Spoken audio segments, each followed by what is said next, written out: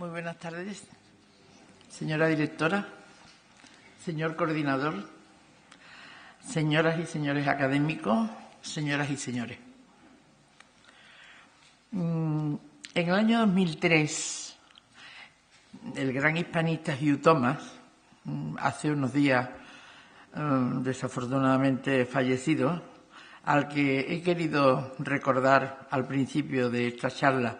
con todo cariño, como homenaje a su obra y a su persona,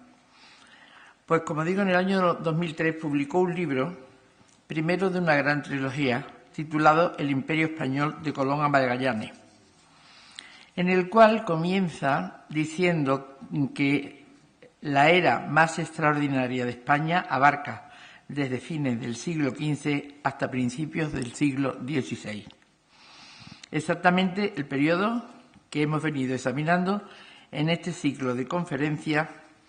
que ha sido posible gracias al generoso mecenazgo de la Fundación Rafael El Pino. El mismo Hugh Thomas advierte en su libro, que las dos primeras generaciones de exploradores, él habla también de colonizadores, misioneros, pero de exploradores, abrieron el camino al enorme imperio americano de España, que permaneció durante mucho tiempo incontestado y que duró más de 300 años. Él necesitó 900 páginas para poder explicarlo. A mí me toca sintetizarlo en poco menos de una hora, así que les ruego que perdonen las deficiencias. Es que verdaderamente los tres reinados que se han estudiado en esta conferencia cambiaron la historia de España y del mundo en muchos sentidos y culmina esta parte de la historia cuando la corona española se engrandece con el descubrimiento y toma de posesión de dos inmensos mares aún no navegados por ningún occidental. Precisamente en cada uno de estos tres reinados que se han ido estudiando estos días suceden los tres grandes hitos que conformaron el imperio transatlántico total. En el de los Reyes Católicos, Colón cruza por primera vez el Atlántico y llega a un nuevo continente que él creía las Indias Orientales. Vasco Núñez de Balboa encuentra la forma de llegar al tan ansiado y buscado y presentido, pero no hallado, Mar del Sur, que comunicaba teóricamente con las Indias Orientales, y en 1513, como luego veremos, tomó posesión de él en nombre de la reina Juana. Finalmente es en el reinado de Carlos I cuando una pequeña flota, comandada por un portugués experimentado, Fernando de Magallanes, encuentra por fin el paso muy lejos de donde se estaba buscando y llega a Filipinas, de las que toma posesión en nombre del nuevo rey, convertido ya en emperador, con lo que culmina el sueño colombino de llegar a Oriente por Occidente. Son para mí tres hitos fascinantes, espectaculares y secuenciales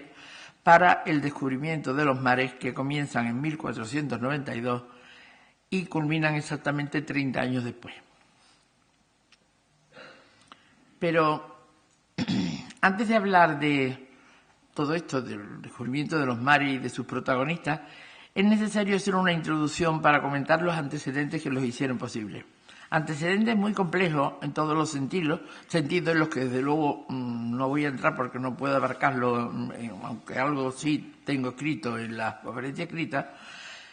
pero sí es necesario detenernos y destacar los dos más importantes para este tema que se me ha asignado. Por una parte, los avances de la navegación en los siglos XIII y XIV, avances que aprovecharon bien los portugueses para lanzarse al Atlántico. Por otro, el estímulo principal que empujó a los dos reinos ibéricos a las rutas desconocidas por el Atlántico. Me estoy refiriendo a algo tan material y ahora tan corriente como las especias.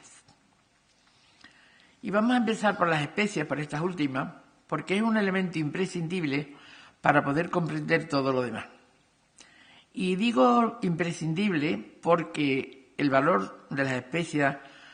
no estaba solamente en la necesidad de su uso, como se cree, para la conservación de alimentos o para la farmacopea, que por supuesto, sino también por otra serie de productos, y su valor intrínseco iba subiendo en la misma medida que los musulmanes iban cerrando los caminos clásicos por tierra hacia Oriente de la muy conocida y muy transitada ruta de la seda y las especias.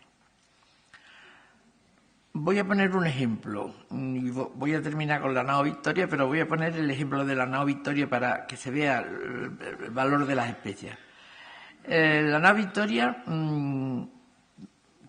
pequeña y desarbolada, que llegó a Sevilla en el año 22, después de dar la vuelta al mundo, con un cargamento de 500 toneladas de especias, sobre todo clavos, que se lograron salvar. Con esas 500 toneladas se pudieron pagar los costes de toda la expedición y sacar todavía algunos réditos. Lo cual se explica mejor si aceptamos las afirmaciones de autores de la época que aseguran que 1 kilo de clavo valía tanto como 1 kilo de oro. Y también se explica que Stefan Zweig, el biógrafo de Magallanes, más bien agiógrafo, pero bueno, el biógrafo de Magallanes, empiece su biografía con la muy gráfica y novelesca frase de «en principio eran las especias». En efecto, las especies del archipiélago de las Molucas, comercializadas desde muy antiguo por los árabes, siempre fueron un producto muy cotizado en Occidente y que mantuvo contacto con Oriente a través de la, como digo, de la ruta muy conocida y muy transitada. Esta ruta se amplió notablemente cuando el comerciante veneciano Marco Polo llegó hasta el Extremo Oriente, el llamado Reino de Gran Khan o el Cipango que buscaba Colón, cuya fastuosidad fue proverbial en toda Europa a consecuencia de la publicación de su viaje, del libro del viaje. Las especias, bueno, por ejemplo, el clavo, la pimienta, la canela, aceite, tintes y plantas olorosas y medicinales, como por ejemplo el opio, el alcanfor, la resina, para nuevos medicamentos, se hicieron imprescindibles en Occidente para la conservación de alimentos, como ya todo el mundo sabe, pero también para darle gusto a la comida, para perfumes y aceites para las damas, para productos farmacéuticos y tintes para la seda y otros caros usos pagados a precios muy altos, altísimos, por la dificultad de la ruta empleada y la cantidad de intermediarios que se enriquecían en los múltiples intercambios. No es extraño, por tanto, que la pimienta llegara a tomarse como una moneda de cambio y que un grano de pimienta costara en Occidente como un grano de plata. Sin embargo, a pesar de estos altos costes que estoy diciendo, el comercio con Oriente fue siempre el más lucrativo de la Edad Media y por eso no es casualidad que cuando en 1591 los árabes toman San Juan de Acre, Génova organiza inmediatamente una expedición hacia el Atlántico, la de los hermanos Vivaldi, que fueron los primeros que abrieron el camino a los genoveses para establecerse ya en ciudades portuarias occidentales, ya con vistas al Atlántico. Era indispensable buscar una nueva ruta que abaratara los enormes precios de las especias. Y cuando los turcos toman Constantinopla en 1453, la ruta, más o menos difícil y costosa, queda definitivamente cerrada con la toma de Constantinopla. El afán de tantos años de abaratar esa ruta se convierte en auténtica necesidad. Estamos hablando de 1453. Todas estas expediciones, todos estos viajes proporcionaron un gran avance. Esto que estoy hablando de las expediciones de los genoveses hacia el Atlántico y ya los mismos portugueses que se lanzaron al Atlántico, los marinos andaluces también, la toma de las Canarias que estaba empezándose. Todas estas expediciones proporcionaron un gran avance en el conocimiento náutico y arte de navegar, que desde el siglo XIII ya se pueden encontrar en los escritos de Alfonso el Sabio y los traductores de Toledo, como se puede encontrar, como digo, los principios que regirán la navegación de altura por la posibilidad de medir la latitud. En el siglo XIV, que recoge toda esta ciencia, se contempla una de las revoluciones científicas más provechosas para la historia, que es la aplicación de la ciencia de la esfera, es decir, de la astrología y la cosmografía, que fue designada por catalanes y mallorquines como arte de navegar, para lo cual empiezan ya a utilizarse instrumentos antes desconocidos, como pueden ser la brújula o la rosa de los vientos. En el siglo XV, en el que la ciencia náutica entra en vías de franco progreso, un infante, un hijo de don Juan I de Portugal, enamorado del mar, el infante don Enrique, aprovechó todos estos conocimientos y se estableció en Faro, creando unos astilleros y una escuela de navegación en la punta de Sagres, cuna de todos los descubrimientos portugueses y lugar desde el que salieron todas las expediciones que se emprendieron a partir de 1425. En el año 34, en 1434, Gileanes consigue atravesar el Cabo Bojador, que es el que está más occidental de todo, en África, y en los astilleros de don Enrique se había construido una nueva embarcación más ligera y navegable, la Carabela, que con su vela latina, que permitía la navegación a bolina, pudo vencer los peligros de los vientos contrarios en la parte sur del Atlántico. Con estos conocimientos, con los portugueses avanzando por África, vino la necesidad del reparto del territorio, el reparto del Atlántico entre portugueses y españoles, una cuestión muy compleja en la que tampoco me voy a detener, pero que es muy importante para todo este tema, porque no se comprende si no se entiende bien la simbiosis que en ese momento existía entre la Iglesia y el Estado, y cómo el Papa, por orden divina, era el dueño de todo el mundo y tenía capacidad para determinar lo que era de uno y lo que era de otro. Los portugueses consiguieron en 1487, después de obtener unas bulas del Papa para que pudieran navegar desde Cabo Verde hacia el sur por la parte de África, consiguieron en 1487 cruzar el Cabo de Buena Esperanza en una expedición mandada por Bartolomé Díaz. Estaba abierto el camino para llegar a la India Angética a través del mar. Por esos años había llegado a España un avezado marino que había trabajado a las órdenes del rey de Portugal, al que no había conseguido convencer de la bondad de su proyecto de viajar por mar a Oriente desde Occidente. Y en el año 86, un año antes de la hazaña de Díaz, Cristóbal Colón, moviéndose astutamente entre frailes, consiguió una primera entrevista con los Reyes Católicos, demasiado ocupado entonces con la guerra de Granada, como para detenerse y decidir sobre un proyecto tan incierto.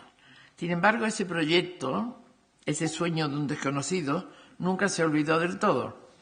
Fue estudiado, fue rechazado y fue vuelto a admitir, hasta que en abril de 1492 la reina Isabel firma con él en el campamento de Santa Fe las célebres capitulaciones, llamadas así, llamadas de Santa Fe, que tantos quebraderos de cabeza iban a dar a unos y a otros, y que pusieron en marcha todos los preparativos que Colón ya había estado haciendo en la parte de Huelva para llevar a cabo su empresa. En un tiempo récord, se firman en abril las capitulaciones, pues el 3 de agosto del año 92 se lanza Colón al mar con las 3 célebres embarcaciones que le habían de llevar primero a las Islas Canarias y de allí a un mar desconocido. mientras los portugueses seguían tranquilamente comerciando en las costas africanas y ganando terreno hasta que, conociendo el resultado del primer viaje colombino y no de acuerdo con las bulas que habían conseguido ellos todavía, pudieron convencer al Papa para que se firmara, y a los reyes católicos, y llegaron a firmar el Tratado de Tordesillas, por el que se ampliaba hacia occidente la línea que se había trazado anteriormente en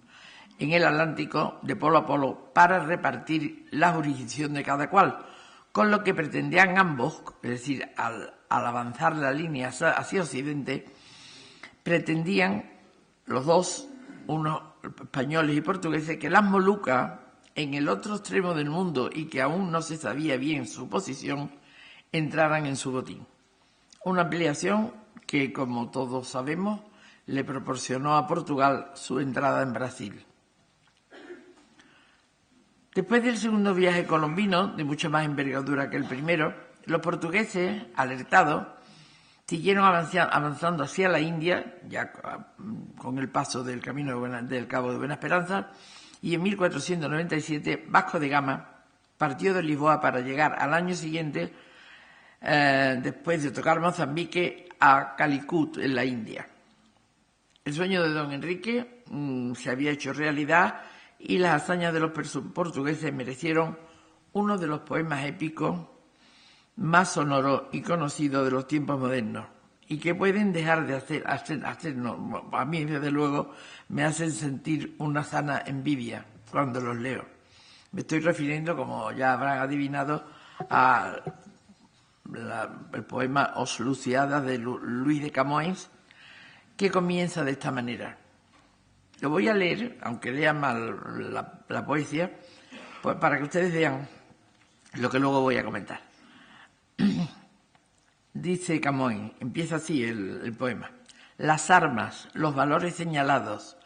que de occidental playa lusitana, por mares antes nunca navegados, pasaron más allá de Trapobana, en peligro y guerras esforzados, más de lo que promete fuerza humana, y entre gente remota edificaron nuevo reino que tanto sublimaron. Y también las memorias gloriosas de los reyes que fueron dilatando el imperio y la fe, y las tierras viciosas de África y de Asia fueron devastando. Los que se van por obras valerosas de la ley de la muerte libertando, cantando esparciré por cualquier parte, si a tanto me ayudare ingenio y arte. Me parece que es muy importante tener en cuenta que Camões, que había permanecido varios años en Oriente, concretamente en Goa, escribe estos versos en 1572, es decir, 75 años después de la llegada a la India de Vasco de Gama. El héroe de la epopeya que él describe, que bueno, hay otro pasaje que lo tengo recogido en la ponencia para cuando se publique, que no quiero leerlo porque no me da tiempo, en el que hay que admirar a Vasco de Gama como lo describe Camões, con unos bellísimos versos. Y lo describe como un verdadero héroe al que era en realidad, o fue en realidad, un muy duro colonizador e iniciador de un imperio del que expulsaron a los musulmanes, impusieron la Inquisición y, salvo cierto esplendor, como he dicho antes, del que dotaron a Goa, su único interés fue establecer factorías comerciales. Ese fue el imperio portugués. No estoy hablando de Brasil, estoy hablando de la parte de la India. En 1505, Francisco de Almeida, nombrado primero y rey de la India, partió de Lisboa con una poderosa flota que también iba comandada por Vasco de Gama, y con él iba un marino valeroso y fuerte, Fernando de Magallanes, que adquirió en aquellos viajes su gran experiencia. Y no quiero dejar de comentar que en la época en la que Camões escribe los primeros versos que he leído, ensalzando la gesta portuguesa sin ningún tipo de complejo, como ustedes habrán visto. Dice que fueron las tierras viciosas de África y Asia fueron devastando los reyes. Esto le parece, como digo, sin ningún tipo de complejo. En la corte española hacía tiempo que se había cuestionado la legitimidad de la dominación española en las Antillas.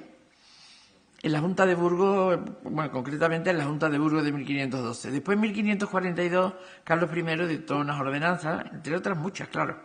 llamadas Leyes Nuevas, que fue un conjunto legislativo para la gobernación de las Indias, para el buen tratamiento de los indios, que pretendió acabar con las encomiendas, que después hubo las guerras que hubo, no se acabó de todo con ellas, pero se pretendió. Ni tampoco hay que olvidar que en la década de 1550 tuvo lugar la célebre polémica entre Fray Bartolomé de las Casas y Juan de Sepúlveda sobre esa legitimidad, que terminó en la síntesis de ambas actitudes con los escritos de Francisco de Vitoria, que con su derecho de gente defendía el derecho de igualdad de todos los hombres y que es considerado hoy padre del derecho internacional. Ninguna, y eso tenemos que tenerlo muy en cuenta. Y como estoy tocando este tema, pues yo soy muy sensible a esto. Ninguna otra nación se planteó nunca este derecho de conquista en otros territorios, ni el derecho de sus habitantes, ninguna. Me ha parecido que era un momento oportuno de hacer esta reflexión sobre un tema que aún no se ha superado aquí, en España, el de nuestro complejo sobre nuestra colonización en América, para mí, que ha sido la gran historia muy pocas veces bien contada. Y que no es exactamente lo que yo estoy contando hoy, estoy contando el descubrimiento de los mares, pero sí he querido aprovechar para decir esto porque verdaderamente aquí empieza lo que es la colonización americana, claro. A partir del tercer viaje colombino, las naves de Colón viajaron por las bocas del Orinoco y entonces se adquirió ya el convencimiento de que aquellas tierras nada tenían que ver con lo que Colón había prometido encontrar, y a partir de entonces la búsqueda del paso se convirtió en una obsesión de los reyes y de los marinos. En el año 99, no había vuelto Colón todavía de ese tercer viaje y parecía que Colón había podido desaparecer a la vuelta. Los reyes, incumpliendo las capitulaciones con él firmadas, dieron una serie de permisos a particulares para que viajaran por la costa norte de Sudamérica,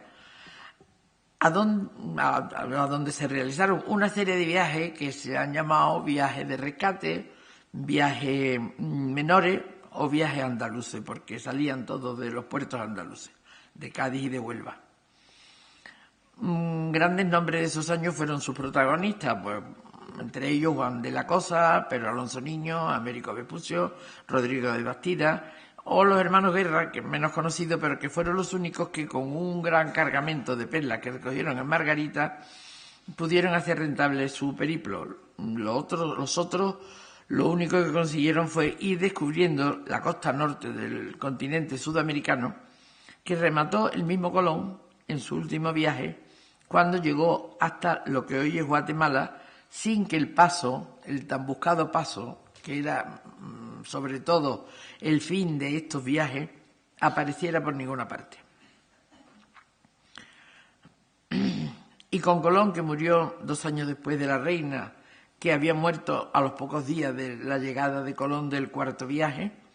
terminó una era descubridora y comenzó otra bastante bien distinta. Durante la época de los descubrimientos colombinos se habían incumplido los privilegios, como ya me he visto, otorgados a Colón, y es explicable tanto por la desmesura de estos privilegios y de los nuevos territorios descubiertos, que nadie se podía imaginar a dónde iba a llegar, como por las equivocaciones en el gobierno de las Antillas de Colón y de su familia. Por eso Colón, el día antes de morir, escribe un codicilo, hológrafo, para añadir a su testamento, en el que había dejado instituido su herencia y su mayorazgo, y en él redacta unas palabras que sobrecogen tanto por su insolencia como por su desgracia, la desgracia que él tenía en ese momento al morirse. Bueno, no empieza así el documento empieza como todos los codicilios, pero hay un párrafo que es un poquitín largo, pero que me parece que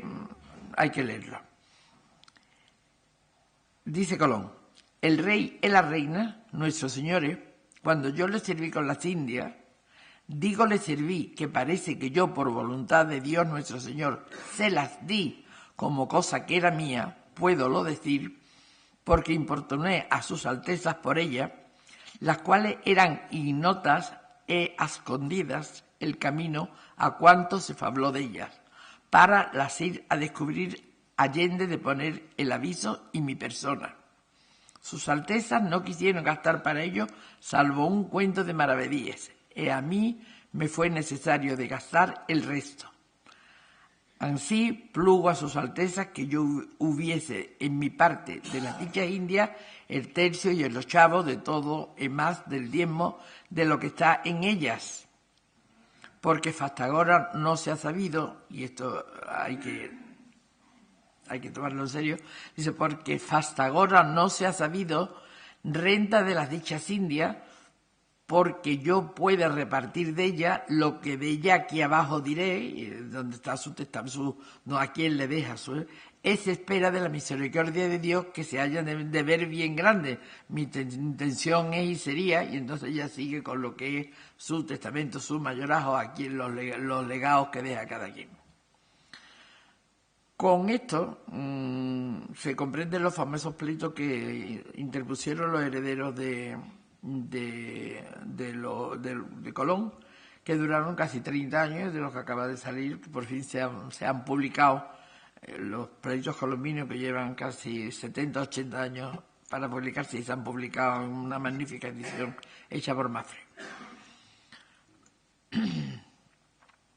El hito siguiente, el descubrimiento del Pacífico, se produce bajo otras circunstancias y como consecuencia tiene otras connotaciones completamente distintas. La principal es que el rey Fernando, muerto Colón, y la reina decidió en 1508 otorgar dos gobernaciones, una a Alonso de Ojeda y otra a Diego de Nicuesa, para colonizar lo que se conocía como tierra firme, sin estar bien definido qué era la tierra firme, pero que sería aproximadamente lo que ahora es la República de Panamá y parte del norte de Venezuela. A Ojeda se le asignó la parte más oriental, y en la expedición de Ojeda, y por eso las menciono, partió un joven aventurero que se había formado en otros viajes desde las Antillas y los 10 años que pasó en ellas. Las Antillas en ese momento era un tubo de ensayo para las futuras colonizaciones. Y me estoy refiriendo, al decir joven aventurero, me estoy refiriendo, como habrán adivinado, a Vasco Núñez de Balboa. ¿Quién era Vasco Núñez de Balboa? Según Fray Felipe de Gándara, en su obra Nobiliario, Armas y Triunfo de Galicia, escrita en 1677, Vasco Núñez era descendiente de un nobilísimo linaje gallego, el de los Balboa, hijo del hidalgo Nuño Arias de Balboa y de una señora de Badajoz, cuyo nombre no se cita. Y aunque el linaje de Balboa está ligado a Galicia, lo cierto es que nuestro hombre, es decir, Balboa, nació en el bello pueblo extremeño de Jerez de los Caballeros. Allí su padre,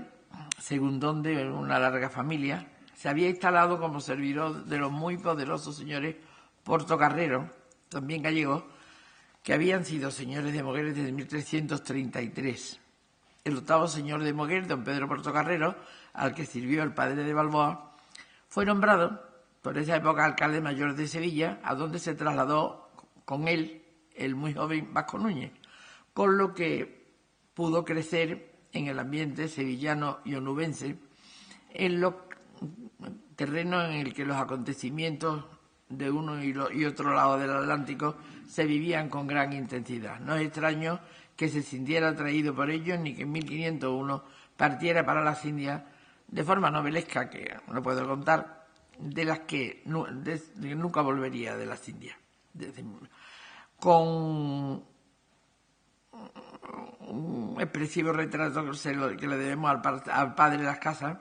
que lo pudo conocer en la Española y que estuvo con él en la Española, y lo describe de esta manera. Dice: es un mancebo de hasta 35 o poco más años, bien alto y dispuesto, de cuerpo y buenos miembros, y fuerzas y gentil gesto de hombre muy entendido, y para sufrir mucho trabajo. Y es que Balboa se nos presenta como el típico héroe de epopeya, apuesto, decidido, valiente, aventurero y preparado, con un don de gente y afán de diálogo, buen espadachín, buen compañero. Fue él, según Pérez de Tudela, quien con su política de atracción a los indios, el que inició, y esto es muy importante, la compenetración cordial entre dos mundos. Sus viajes y acciones llenas de elementos realmente fantásticos, como corresponde a una época única e irrepetible, y el trascendental hecho del que aparece como principal protagonista, que es el descubrimiento del Pacífico, le hacen, a mi manera de ver, merecedor de un poema épico que nunca se escribió. Su gesta se conoce solo a través de sus propias cartas y de narraciones de cronistas como Pedro Martín de Anglería, Fernando de Herrera, Fray Bartolomé o Fernández de Oviedo. Esa política de atracción a los indios de la que habla Juan Pérez de Tudela la emprendió cuando se hizo cargo del gobierno de la gobernación de Santa María de la Antigua, la primera ciudad que se fundó en el continente, que estaba situada en el Golfo de Urabá, lo que separa la actual Venezuela, la actual Colombia de Panamá. Lo hizo merecedor de que los naturales confiaran en él y lo hicieran partícipe de sus conocimientos sobre un inmenso mar a la otra orilla, que Balboa se empeñó en encontrar a pesar de la dificultad que suponía cruzar la selva panameña. Emprendió ese fantástico y titánico viaje con una hueste de 200 hombres, entre los que, hay que decirlo porque es curioso, iba ya Francisco Pizarro, y después de casi un mes de penalidad de zozobra, la mañana del 25 de septiembre del año 13, Balboa, él solo, sin la hueste, coronó la montaña que lo separaba del mar y desde allí ha visto por primera vez el Mar del Sur. 3 días después, seguido de sus hombres, descendieron hasta la playa y el 29 de septiembre del año 13, en el Golfo de San Miguel, Balboa se entra en el mar, hay muchos dibujos y muchos gráficos de esa escena. Se adentra en el mar que lo cubre hasta las rodillas con una gran bandera y toma posesión de él en nombre de la reina Juana, que en esos años estaba ya recluida en Tordesillas, pero que tenía el poder sin el que su padre no podía tomar decisiones. Había comenzado una nueva era de una forma, desde luego, extraña. Se incorpora a la corona de Castilla un inmenso mar y sus tierras adyacentes que nunca antes habían sido vistas por ningún occidental, con una reina a la que querían incapacitar y sin una planificación previa. Se consigue sin derramar una gota de sangre y con un esfuerzo sobrehumano debido a la voluntad de un hombre excepcional que fue pronto mandado decapitar por un gobernador que envió el rey católico, Pedro Arias Dávila, que por cierto fue su suegro porque su hija se casó con Balboa, y de esta manera Vasco Núñez de Balboa, el aventurero, el afable, el amigo de los indios, quedó en una playa desierta a merced de los buitres. Pero la toma de posesión del Pacífico por Balboa, en nombre de la Corona de Castilla, cambió el mundo conocido y convirtió el buscado y ansiado Mar del Sur en lo que fue conocido como el Gran Lago Español durante más de 2 siglos. Hazañas nunca bien contadas, de cuya importancia y trascendencia debemos tomar todos conciencia. Sin embargo, el ciclo iniciado por Colón y los reyes católicos estaba aún inconcluso. No se había llegado a las Islas de las Especias, de las que los portugueses se habían hecho dueños. Cuando el rey Carlos I llega a España tras la muerte de su abuelo, hace de estos 5 siglos, y es lo que estamos conmemorando, para reunir en su persona los títulos de Castilla, Aragón y Navarra, es decir, para reinar en lo que hoy constituye España, ésta había agrandado su frontera hasta lugares insospechados y sus expectativas eran inmensas, pero el rey tenía por delante un complicado panorama. Sin apenas hablar castellano, como ya se ha dicho aquí el otro día, con una situación familiar muy difícil, rodeado de asesores flamencos y españoles que tenían proyectos distintos y encontrados, Con dificultades para jurar en las Cortes de Castilla y Aragón, el joven monarca, cosmopolita y decidido, se encandiló con un difícil proyecto que le llegó de la mano de un portugués fuerte y adusto que había renegado de Portugal porque había sido despreciado por su rey. Magallanes había llegado a Sevilla,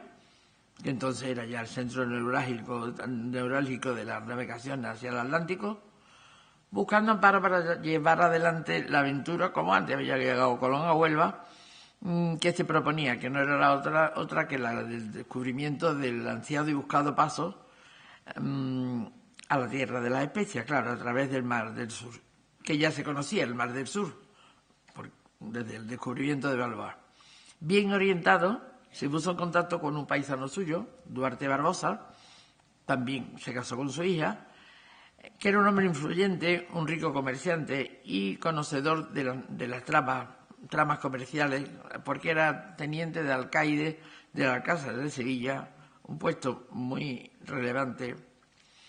como sabe muy bien nuestro correspondiente que hoy acaba de presentarse, Pablo Emilio Mallaina.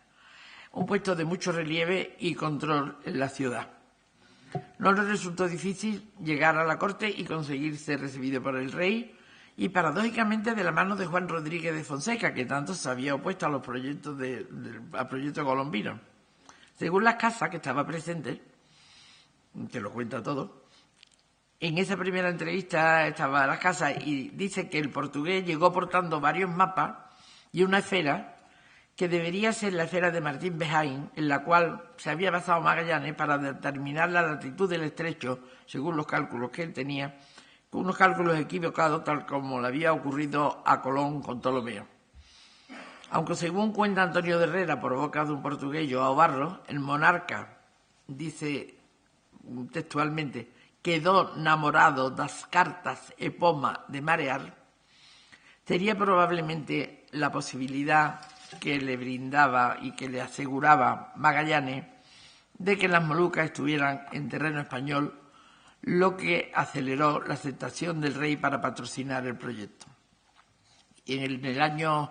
18, apenas 6 meses después, en marzo del 18, apenas 6 meses después de su llegada, el joven Carlos, en nombre de su madre incapacitada, firma una capitulación ya con el solemne yo, el rey,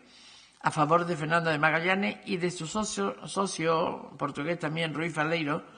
astrónomo y cartógrafo, autor intelectual del proyecto de Magallanes, el cual Magallanes, con su experiencia náutica, sería el autor material. Una capitulación que, sin ser tan amplia y generosa como la que su abuelo habían firmado con Colón en Santa Fe, sin embargo, tiene características similares. Era una empresa estatal de cuyos beneficios los dos socios se llevarían una 20ª parte. No se permitiría a ningún otro que navegara por los territorios por ellos descubiertos en un plazo de 10 años. Y si descubrían más de 6 islas, les sería concedido el título de adelantados o gobernadores para ellos y para sus hijos y herederos. Estos dos portugueses, a los que los suyos consideraron traidores y le pusieron toda clase de obstáculos para salir, fueron siempre leales a la confianza que don Carlos había depositado en ellos e hicieron honor a su palabra empeñada. Y una vez más, la corona española prestó apoyo a un sueño que parecía imposible de otro extranjero que le daría la universalidad de la que disfrutó durante más de 3 siglos. Las consecuencias de estas capitulaciones por todo conocidas, con una expedición con 5 pequeños navíos que parte del puerto de Sevilla en el año 19, cuya marinería tuvo que ser reclutada por toda la serie de nacionalidades que en esa Babilonia que se había convertido Sevilla en aquel momento estaban pululando por allí. Le fue muy difícil, probablemente porque era extranjero, desde allí, desde el muelle de Sevilla, empezó la navegación a través del Atlántico. Recorrió miles de kilómetros por parajes helados y desiertos, cruzó un estrecho que de hoy es difícil de navegar, aún hoy, y que consiguió atravesar el inmenso y nuevo mar del que desde el que llegaron al archipiélago de las Marianas, probablemente a la isla de Guam. La expedición de Magallanes y Elcano es una cosa fascinante, absolutamente fascinante, y constituye un conjunto de contrastes espectaculares y casi siempre de intenso dramatismo entre largos periodos de soledad en los infinitos de los océanos. Nadie había surcado nunca los tres mayores océanos de la Tierra, porque claro, Magallanes no llegó a surcar el Índico, pero sí el Cano. Y el encuentro de aquellos marinos aventureros con seres humanos de todas las razas y culturas, como cuando hablan de los patagones, y culturas, y como digo, de las que los antropólogos pudieron durante mucho tiempo sacar las más sorprendentes conclusiones. Bueno, como siempre, tras pasar por las Canarias, se dirigió a Sudamérica, viajando más al sur de lo que era el Brasil, para no tocar con la tierra portuguesa, y cruzada la línea, fueron costeando golfo a golfo, estuario a estuario, buscando el paso que, por mucho que bajaban y iban hacia el sur, Magallanes no estaba en el punto que él creía. Entonces se les vino el invierno encima y tuvieron que invernar en la parte, el sur de la tierra de lo que después sería Argentina, es decir, ya casi en la Patagonia, desde donde se perdieron 2 de las 5 naves. Pasados los hielos, bueno, una desertó y otra se perdió. Pasados ya los cielos y pudiendo navegar otra vez, siguieron navegando hacia el sur y encontraron por fin el estrecho, que hoy todavía se llama Estrecho de Magallanes, y los historiadores y los geógrafos reconocen la enorme dificultad que tuvo encontrar este paso por una zona que puede definirse como un auténtico laberinto geográfico, y reconocen también la hazaña que supuso el atravesarlo sin daños, porque verdaderamente pasaron 2 barcos. Pasaron 3 barcos. Una vez entrado en el océano, al que bautizaron como Pacífico, por la aparente tranquilidad de sus aguas, iniciaron la travesía con el mismo concepto equivocado, otra vez se repite, que llevaba Colón cuando se lanzó al Atlántico. Magallanes creía que el nuevo mar era mucho más pequeño de lo que era en realidad y esperaba que la distancia fuese corta hacia el oeste, en dirección a Asia. Hacia el este. La expedición de Magallanes se desplazará durante 3 meses por el Pacífico sin ver nunca tierra y casi sin comida ni agua.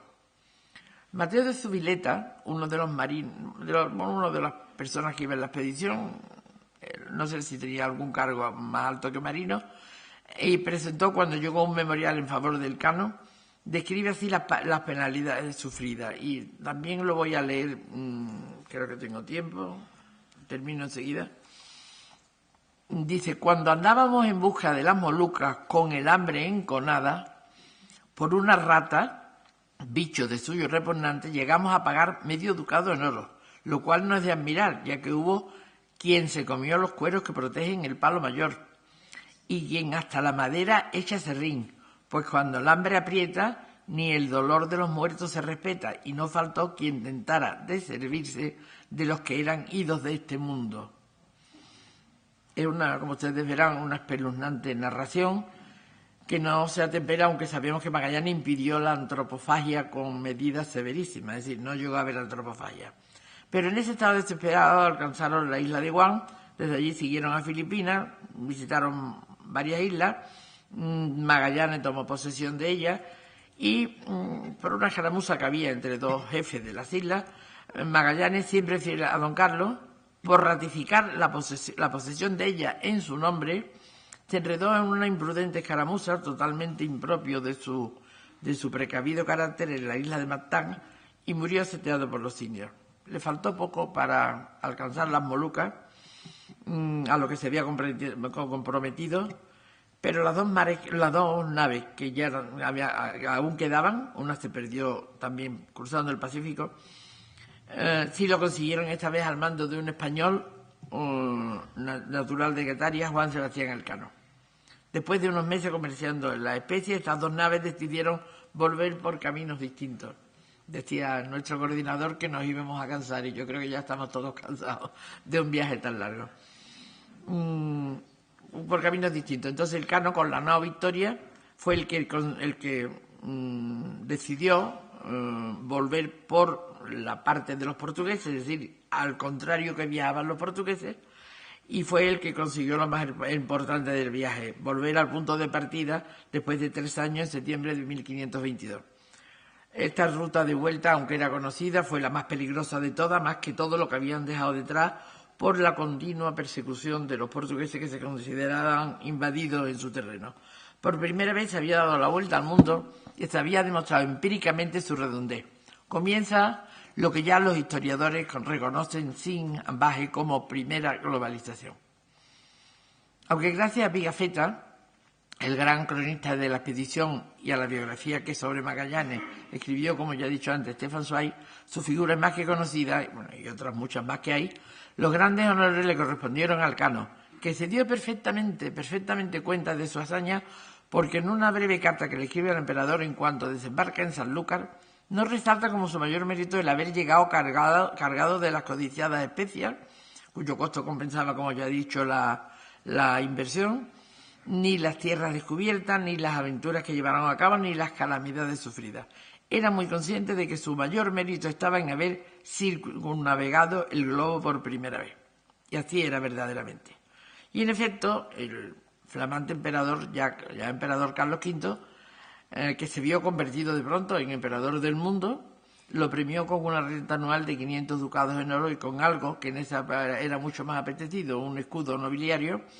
con un lema que en latín que decía primus circundediste me, el primero que me dio la vuelta, y que desde principios del siglo XX está grabado en un bergantín que lleva su nombre, el buque escuela Juan Sebastián Elcano. Este Juan Sebastián Elcano, triunfador, rico y caballero, que podía haber llevado una vida tranquila y cómoda, no fue así. La fiebre de aventura de esta gente era inconcebible y se volvió a ir a los 3 años a otro viaje similar al que había hecho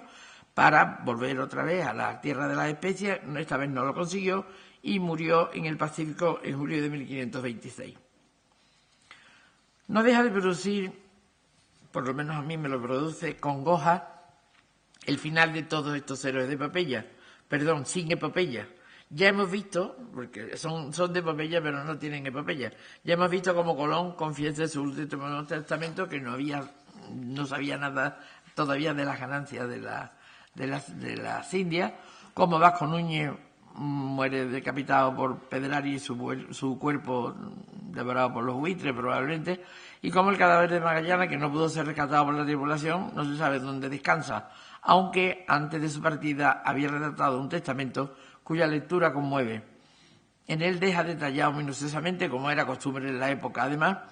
todos los pormenores que desea para su entierro, sin que nada, pero bueno, uno por uno, no le falta nada, pero nada pudo cumplirse. Solo los 18 hombres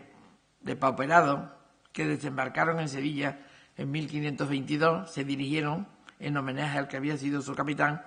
a la iglesia del monasterio de Nuestra Señora de la Victoria, un monasterio que ya no existe, pero que sabe dónde estaba ubicado, en Triana, donde Magallanes había pedido ser sepultado. Y eso fue todo, porque lo más incomprensible, y con eso sí que voy terminando, es que 20 años después, muerto ya el suegro de Magallanes, su mujer, el hijo que tuvieron, todos sus herederos, su cuñado Jaime Barbosa presentó ante el Consejo de Castilla una petición reclamando para él y sus hermanas la hacienda que, según la capitulación firmada, correspondía al capitán de la Armada. El asunto siguió durante años en el Consejo de India y los derechos de Magallanes se hundieron como algunos de sus barcos. El profesor Juan Gil, que es académico de la lengua, que es un filólogo, pero que es también un gran historiador y desde luego un conocedor de los archivos de protocolo como nadie el archivo de protocolo de Sevilla en esa época, en una muy interesante obra en la que rescata muchos de los documentos sobre Magallanes, está citada en la ponencia, en la conferencia, documentos sobre Magallanes y su entorno, y cuenta el destino de la nao Victoria, tan injustamente tratada y menospreciada como nuestra labor en América. Y hace una muy curiosa comparación, Juan, típico Juan Gil, típico en él, con la mítica Argos, la primera nave que surcó el mar en demanda del vellocino de oro, de cuya supervivencia, dice él, a través de los siglos, los clásicos no dejaron de inventar historia hasta que en un epigrama de Marcial se habla de una pequeña astilla que se había salvado de su quilla y que se guardaba en ropa. O con la Cierva Dorada, la nave con la que Francis Drake dio después su posterior vuelta al mundo, de la que la reina Isabel se preocupó que quedase como monumento emblemático de su poderío, que ahora he leído en algún sitio que se ha convertido en un gran sillón. Mientras que la nao Victoria, aunque los humanistas de la corte como Pedro Mártir o Fernández de Oviedo o Argensola se prodigaron en merecidos elogios y López de Gomara dijo que tenía que guardarse la tarazana de Sevilla, la verdad es que quedó varada en el río Guadalquivir durante unos meses. El rey la vendió, fue subastada y terminó sus días como una nave más de la carrera de India, una vieja nave de la carrera de India. El mejor homenaje que yo he encontrado entre los cronistas, por lo menos el que me ha gustado, le voy a leer y con esto termino, fue el de Fernández de Oviedo, que dice así: fue el camino que esta nao hizo la mayor y la más nueva cosa que desde que Dios crió el primer hombre y compuso el mundo hasta nuestro tiempo se ha visto y no se ha oído, con más de notar en todas las navegaciones, después de aquella del patriarca Noé, ni aquella nao arca no navegó tanto como esta. Recientemente, una fundación sevillana llamada Nao Victoria ha construido una réplica exacta, me imagino que ustedes la habrán visto en televisión, porque ha dado ya 2 o 3 vueltas al mundo y la verdad es que es una réplica exacta y está muy bien. Yo creo que sería bueno que en este 5º centenario de la llegada a España del rey Carlos, con el que cambió la historia de Europa y del mundo, tuviéramos presente esta su primera gran empresa y por una vez tomáramos ejemplos de otros países y celebramos la hazaña de Magallanes y Elcano como esta se merece. Pero hay que recordar y advertir que para ello ya solo quedan 2 años, que es muy poco tiempo. Nada más y muchas gracias.